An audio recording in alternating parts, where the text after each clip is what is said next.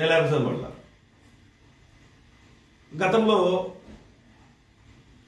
మనకు అబ్బాయికి 22, 23 సంవత్సరాలకి, అలాగే అమ్మాయి అయితే 16 నుంచి 17, 18 సంవత్సరాలకి వివాహాలు చేసేవారు.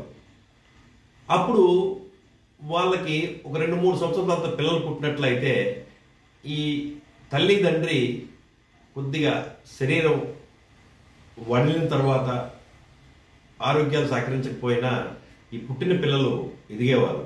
దానివల్ల కుటుంబాలు సాఫీగా జరిగాయి. అయితే నేడు యువతి యువకులు పెళ్లి చేసుకోవడమే 30 నుంచి 35 సంవత్సరాలలో చేసుకున్నారు. చేసుకున్న తర్వాత మళ్ళీ కొంతకాలం ఈ పిల్లలు వద్దనుకొని ఉంటున్నారు. ఈ తర్వాత వీరు కావాలనుకున్నప్పుడు కూడా మరికొంతకాలం పిల్లలు పుట్టట్లేదు. ఇలా జరిగితే ఈ భార్యాభర్తకి 40 సంవత్సరాలు వచ్చిన తర్వాత కూడా పిల్లలు పుట్టినట్టయితే ఈ భార్యాభర్త దాదాపుగా 60 సంవత్సరాల వయసు వచ్చేసరికి ఈ పుట్టిన పిల్లలు ఇంకా అప్పటికి కూడా చదువుకునే ఉండడం వల్ల ఆ కుటుంబం తాలూకా ఆర్థిక స్థితులు కానీ వ్యవహారాలు కానీ వెనకబడిపోతున్నాయి. దానివల్ల కుటుంబాలు చాలా వరకు కూడా ఇబ్బందులు పడుతున్నాయి.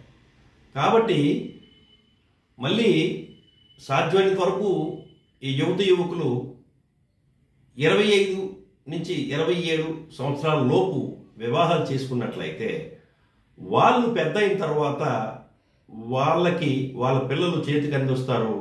వాళ్ళ కుటుంబాలు కూడా చాలా సాఫీగా నడుస్తాయి. జై శ్రీరామ్.